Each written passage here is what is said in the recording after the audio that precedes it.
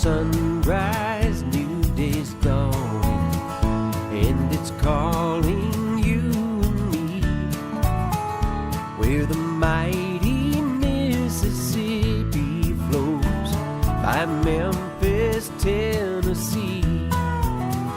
We've got woodlands, fields, and water. Hey, there is no better way.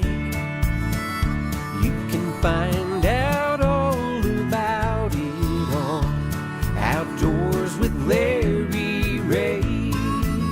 Make some time, take the family, ask a friend, but don't delay.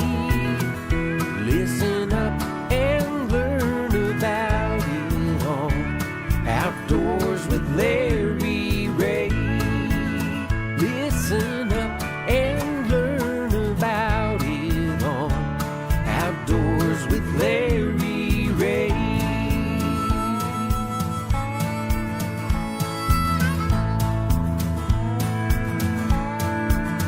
Good Saturday morning and welcome to another edition of the award-winning Outdoors with Larry Ray on ESPN 790 AM. Brought to you proudly by Tennessee Wildlife Resource Agency, Barton Power Sports, Sportsman's Warehouse, and Best Care Home Services. Now, here's your host, Larry Ray. And good Saturday morning. And surprise, surprise. And surprise, surprise, surprise. This is, as you can tell from these cheerful voices, this is not Larry Ray. Yeah, we got him out duck hunting today. Yeah, we're going to have a fowl show today. Yeah. And hi, I'm Dave Gabbard. At least I think I'm Dave Gabbard, one of your co-hosts for the special edition. Yes, sir. Special. Special edition Open Mic Saturday here on the 16th day of December. You got my other brother Daryl sitting across from me over here. Mr. Gene Smith, Hunter Education Guru. Good morning. Good morning. And, of course, Stuart's there behind the glass window with his loaded finger to try to keep us straight. Thank you. Good morning. And everything. So, and if my voice can hold out for the next hour and a half, we'll be doing good. Yeah, we both got the drizzles or whatever. I mind, as always, since this is a duck hunting show, we're going to let Larry. Larry will be calling in here later. He is out in the field today. Yeah. With Frank Barton, one of over in Arkansas. Yeah, from Barton Power Sports. Frank said, "Come on, Larry, we need to check your waders, see if they leak." There you go. So they're going to be hunting out of Frank's blind over in Arkansas, and Larry will be calling in a little later. So since this is kind of a waterfowl show, it will be kind of an interesting show. We might be winging it, sure. for the rest. But I can always tell it's duck season because I get this every year, first part of duck season. Well, around all that moisture, too, it probably does. Well, mine is going into the blinds. Right. With that cold air hitting your sinuses up there, and it just, I feel like I've swallowed a squirrel, but it's one of those things that feel great. Yeah. It's just that it just kind of messes your voice up, yeah. Messes the sinuses and messes the voice up for a little bit. So, but like I said, this is a special edition of Open Mic Saturday here on December the 16th. So, phone lines will be open. Yeah. You can give us a call here at 274-7979 or 1-800-759-6279 if you have a question or would like to ask myself or Daryl or even Scott in there a question. We'll tell you something. Things change, regulations change, seasons and everything. Change. So, but we've got an interesting show lined up for you today. We're going to be talking to some different blinds, throughout the Mid-South. Of course, it's and then we're going to talk probably some deer. And we'll see how President's Island and Ainsley Bottom come out. Yeah, we should be hopefully at the top of the next hour, we'll be talking to Chris Parks, our, the area manager of President's Island, and Shelby Forest Eagle Lake Refuge, talking about the way his, as we call it, the big buck hunt. Yeah. Went on President's Island it was the first weekend in December. Right, yeah, I missed it. I usually go down there and check see what deer they brought in, but I didn't do it this year. And everything, so, Yeah. yeah, well, hey, synchronized coughing there. Yeah. So it should be an interesting show. And like we said, Larry is going to be calling in. And probably during the second segment, we talked to him a little before we went on the air, and they hadn't even started to the blind yet. Yeah. So, but when's sunrise? About 7:30? No, the shooting time should be, you can shoot 30 minutes before sunrise. Okay, so yeah, 30 minutes before, yeah. I know most of this week, at the blind, we had earlier this week at our blind up there at Hall's, we had an all-ladies hunt. Oh, right. And so shooting time for the ladies was right around 6:30. Oh, right. Everything. But it depends. It may be, 30 minutes before sunrise, but all depends on the conditions. If it's clear, Right. yeah, you can see. If it's cloudy, it's darker, harder, so. yeah.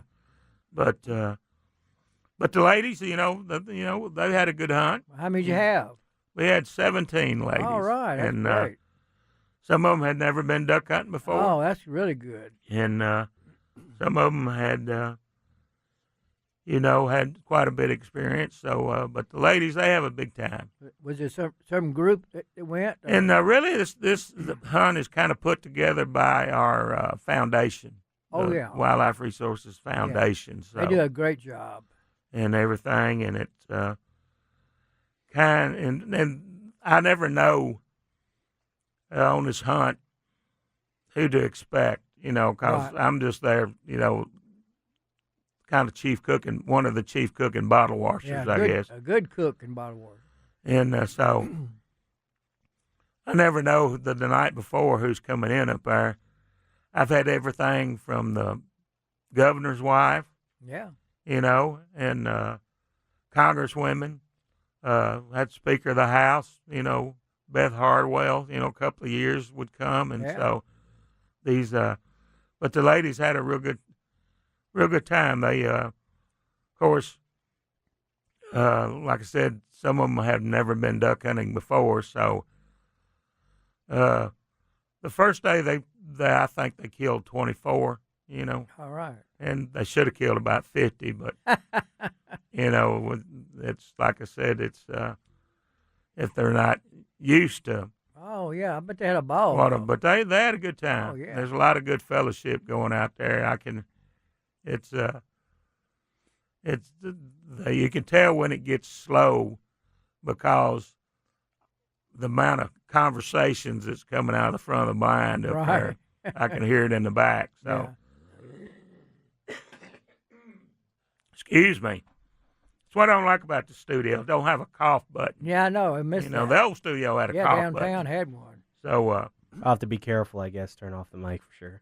yeah, and but I just swallowed my cough drop. okay, yeah. Cough drop people are making them, Making a fortune this yeah, this they need to season. give themselves a raise, what we got going on. But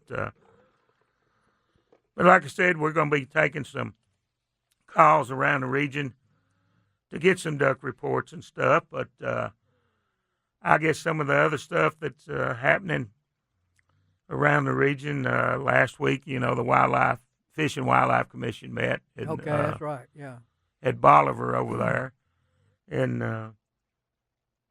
down at Lone Oak Farms, the new facility down there that belongs to the University of Tennessee, and mostly it was a lot of presentations. Our fisheries division gave a good presentation on the Asian carp.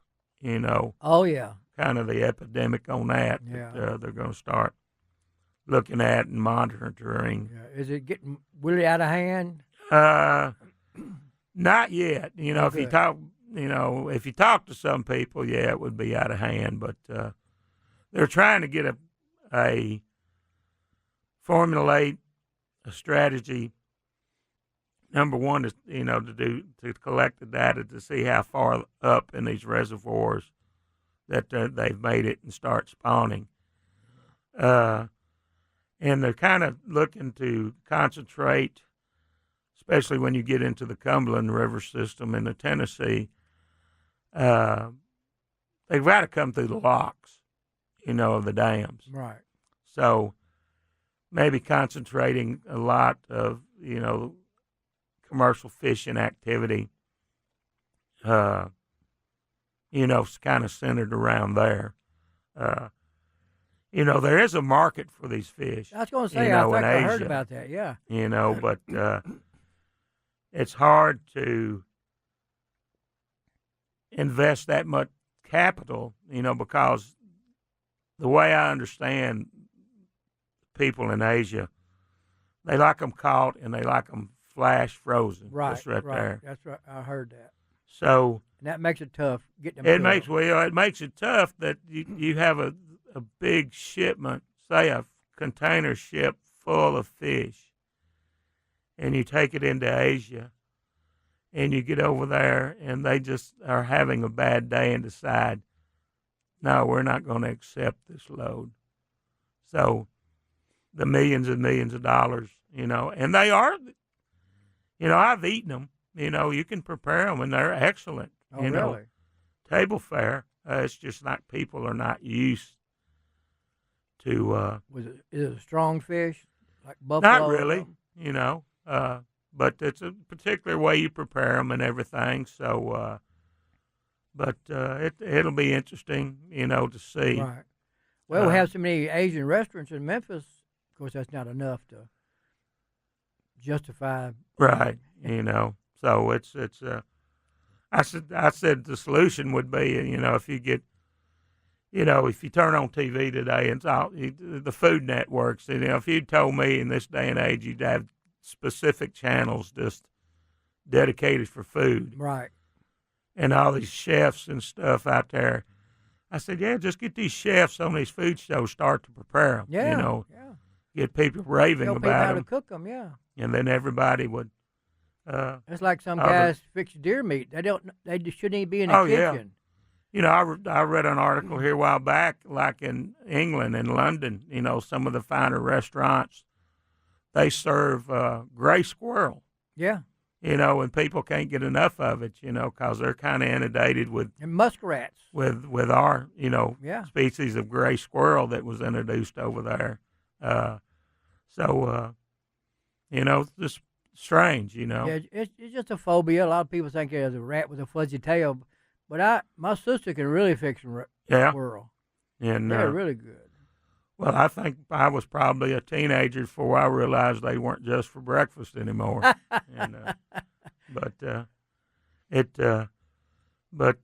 So what's happening in your world?